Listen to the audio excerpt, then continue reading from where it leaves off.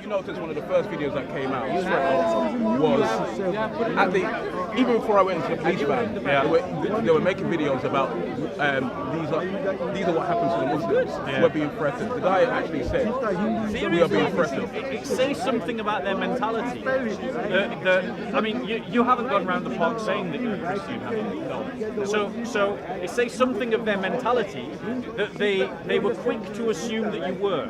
Our ability to grasp truth is not limited by scientific or rational inquiry. Those two things are necessary, they're part of the journey, but there's more to it than that. So it should not be surprising to us that when God wishes to communicate truths to us that are transcendental, that are universal, that he would do so through narratives, not through a series of instructions.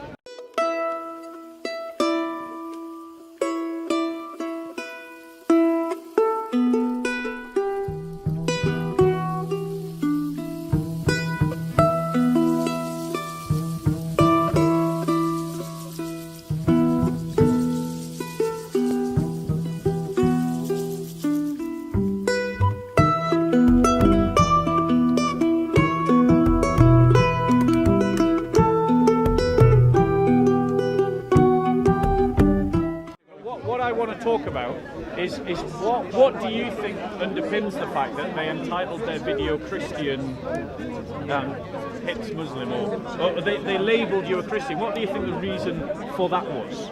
I think the clear reason is that they wanted to badmouth or be very negative towards Christianity. That's what I think it was. Yeah.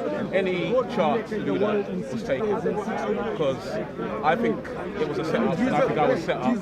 Yeah. I made a mistake, and I think they used that they're going to use any form of violence to portray Christians in a negative light. Do you not think they might be trying to balance out the fact that there's been so many Muslims who've been aggressive towards Christians in the park, and so they're trying to find some kind of counter-narrative, you know, some example, for instance, you know, that they can libel the Christians with you? You notice one of the first videos that came out was at the, even before I went into the police van, they were making videos about these are what happens to the Muslims. We're being threatened. The guy actually said we are being threatened. You know what I mean? So it's a clear sign that it was planned. I think so. I think that they're trying to construct the narrative of the victim Muslim in the park. But I also think that you know, it says something about their mentality. I mean, you haven't gone around the park saying that you're a Christian, have you? No. So it says something of their mentality that they were quick to assume that you were. You know, I mean, I don't see any cross on you.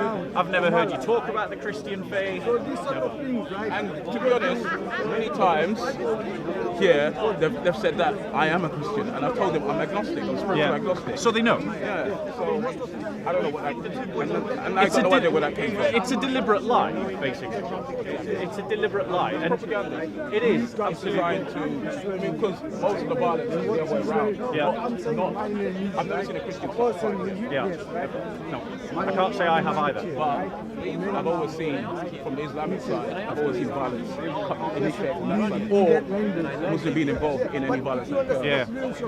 I mean, the thing is, mate, it's clear on camera that you were being provoked, you were being pushed. You know, they got under your skin, and they try it with me a lot as well. They try it with me. No, I'm not. I made a mistake, but you're smart. But the thing is, like, you know, given the right circumstances, I might have lost it as well, under that kind of provocation, you know. And I think anyone who's a fair judge will see the fact that you're responding to the you know. So after you got the first time you saw me on camera, I would say no violence is acceptable in speaking. Yeah. Something I stand. I made a mistake. Yeah. You know, it's something that would never happen again. Yeah. I would never hit anyone who hit me regardless of provocation. You just caught me at a particularly bad time. Yeah. I mean, the masked Muslim, we actually have a photo of him before he became masked. You know, and I think maybe what we should do is just share it so that people can actually see who the masked Muslim is. You know, we've got him clear, same clothes, like, you know, and if he's going to go around and try and intimidate people, then what does that say?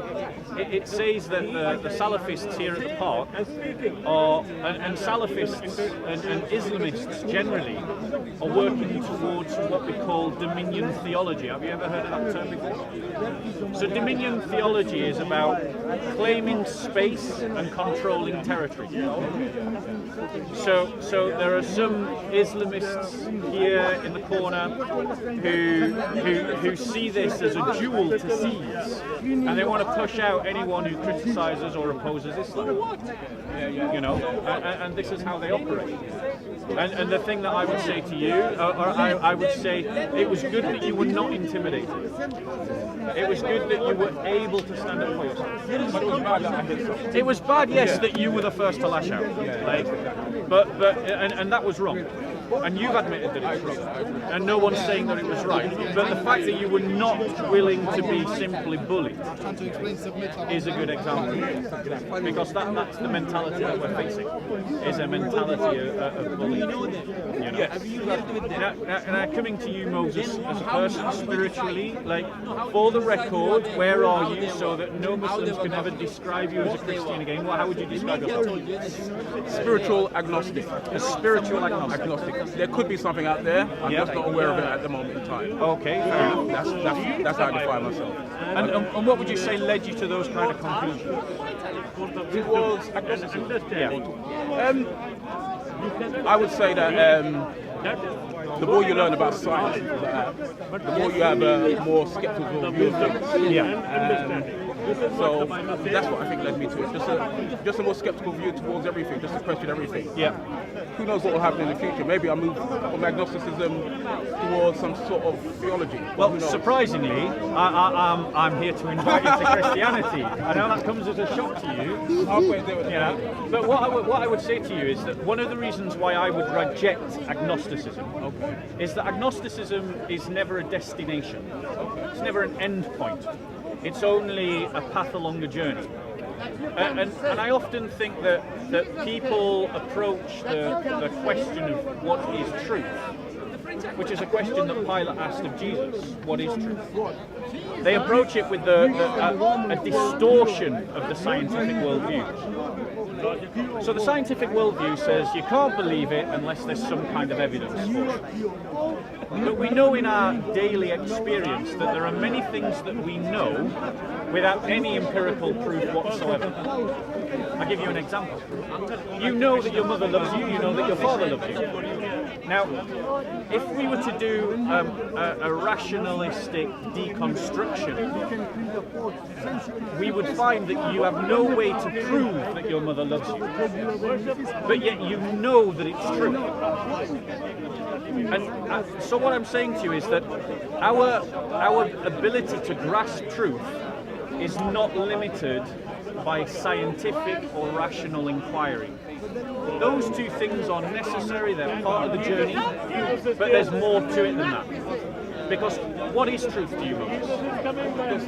I'm going to divert that. Okay, that's fine. To the side for a second. I did call myself a spiritual agnostic. Yeah. So it means that I believe, right, that there's certain things, the spiritual side of humanity, that we are aware of, but we can't describe. Yeah. There could be energy, powers beyond our awareness, higher powers, but because we haven't seen it, it's hard for us to define it. So, excuse me one second, Moses. Raoul, were you having any trouble just then? No, alright, I'm just checking because I saw something out of the corner of my eye. Carry on. You're talking about the spiritual truth. Yeah, so you could be spiritual, but you're talking about religion as well, aren't you? Yeah. So, what do you think about someone who is spiritual but not necessarily religious? Well, I think that they haven't fallen into the trap of atheistic materialism, which is a nonsensical position, which often uses or misappropriates science to justify itself, and you've not made that mistake. So I applaud it. But in terms of knowledge of the truth, in terms of spiritual things, we have to fundamentally come to the question that you're not excluded from because you're a spiritual agnostic, but we have to come to ask the question, what is truth? Now, the philosophers answered that question by saying truth is that which accords most closely to reality. That is how the philosophers answer the question, what is truth? Christ answers the question, what is truth, by saying, I am the way and the truth and the life, and no one goes to the Father but through me. When we interact with the world around us, we do so by a narrative. So if I asked you what you did yesterday, you'd tell me a story. If I asked you what we're doing right now, you'd tell me a story. And if I asked you what you're going to do tomorrow, you'd tell me a story. I slept yesterday, I'm sleeping today, I'm going to sleep tomorrow. Yeah, okay, so that's a story. That is a story. We engage with the reality of the world around us through narrative. So it should not be surprising to us that when God wishes to communicate truths to us that are transcendental, that are universal, that he would do so through narratives, not through a series of instructions, not through a series of laws, but in a way that is communicative to all people. You might say, you've got the truth. Yes. And then you might meet a Sikh, a Hindu, or a Muslim. Absolutely. They'll tell you that they've got the truth. Well, yes, they would. So the question who's got the truth? Yes. So then we have to start looking at the criterion by which we measure truth. You know, so one of the reasons why I rejected Islam and became a Christian was because when I looked at the example of Jesus Christ and I compared him to the example of Muhammad, I found in Jesus someone that I could follow without my conscience being triggered in any negative way. When I looked at the life of Muhammad, even though I saw some good things about what he did, like he stopped the murdering of children, I also saw many things about his life that I think to myself, we could not apply this today as an example. So for example, Muhammad permitted his followers to commit adultery with slaves that they'd captured who were married. This is breaking the Old Testament commandment about not committing adultery. This is unethical. The idea that you can have sex with slaves, which amounts to rape, but even if you justify it by saying that they consented, if those slaves were married, then that amounts to adultery. So either way, you have to reject this example. When I look at Christ, I find someone whose teaching and life is someone that I see the best of all that humanity can be in. I see the optimum. I see someone who lifts us above and beyond where we are. Excuse me, can I ask you a question? Yes. What you just mentioned now about Muhammad. Yep. He allowed what? Adultery who? He allowed adultery, yes. To who? He allowed Muslims to have sex with female captives who were married. That's Without adultery. marrying them. That's adultery. No, without marrying them. Can a woman have two husbands? No, she can't. So what you're saying, can you give me some proof? Absolutely, I can. However, for the moment, I'm just speaking to this gentleman Moses. I will hold that point. I'll come to you, but I just want to stick with what me and Moses are talking about. So what I'm saying is, when we come to measure truth and what is true, we have to look beyond the narrow constraints of reason and empiricism, and we have to look towards and include our understanding of conscience, our understanding of culture and history, our sentiments, our emotions, as well as reason and as well as empiricism. How do you counter if a Muslim came to you and said, we believe in Jesus as well? Yes, I would say they don't believe in the Jesus of history. Because the Jesus of history, according to the likes of Tacitus, Sertorius, I'll give you their names, one second. You have to follow Christ. Josephus, Sertorius, Tacitus, Julius Africanus, Pliny the Younger, Celsus. These are ancient historians who, in their accounts of their history, many of them were not Christian, I hasten to add, validate and confirm the narrative we find in the New Testament. So in answer to your question, the reason why I would say to the Muslim, you're not following Jesus, is because it's not the Jesus of history. The Jesus of history was crucified, and his followers believed fundamentally to the core of their being that he had risen from the dead. I know they validate the narrative that he's a good man, but they don't validate the narrative that he's good. So your point isn't, are you telling me these guys are saying, yes, Jesus is good? They're saying he's a good man, and us Muslims say the same. Moses, Cheers. expand your way of thinking. Okay. It's not just about reason, it's not just about empiricism, it's also about listening to your heart, to your conscience, considering your culture, considering the weight of history, like which is moving us in a better direction, which is moving us in a worse direction. You have to factor all of these things in, as well as reason and empiricism. You sound like my dad. He says the same thing.